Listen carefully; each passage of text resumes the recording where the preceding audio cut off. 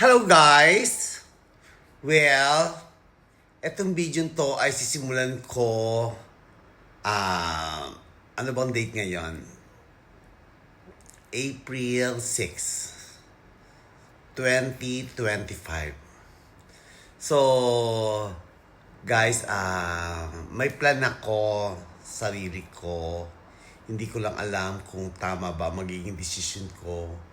Pero, dahil magulo ang isip ko, so ngayon ay i-record ko lahat ng aking plan para sa darating na aking pagre-retire.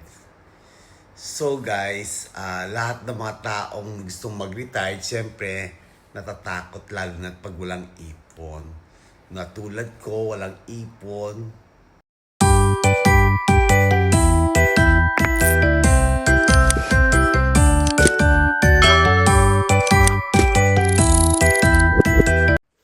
So ayun na nga, syempre wala akong ipon.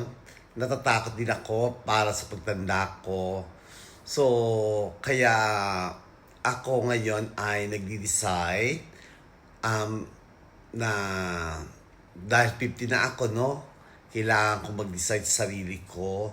Dahil alam ko sa sarili ko nung wala naman ako tatakbuhan dahil single nga ako.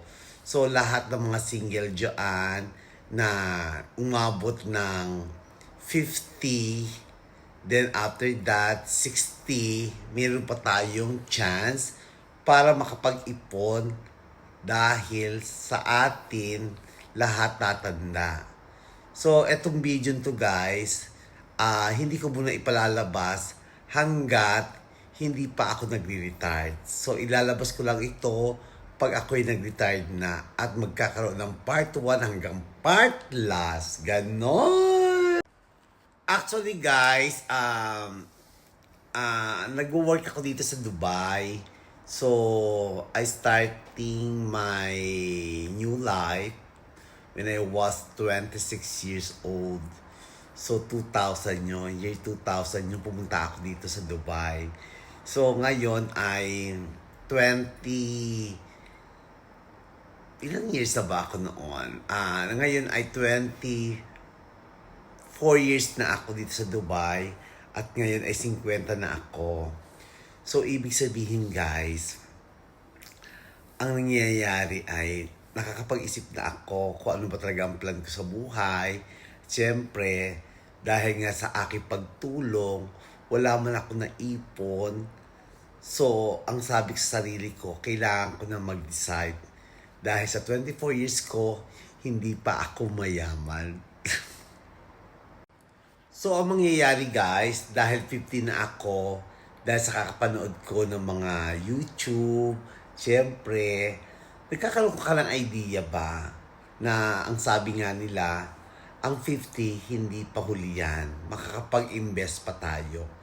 So, ngayon guys, naisipan ko na nga na mag-retire na at gawin kong inspirasyon ang Pilipinas. Ang tagal ko nawala sa Pilipinas, kaya I'm worried. Pero syempre, dahil may tiwala ka kay God, lagi mo siyang kakampi. So, gawin natin, magtiwala lang at kumapit. Gaya ng nangarap tayo na mapunta sa ibang bansa sa kakadasal natin at binigay niya.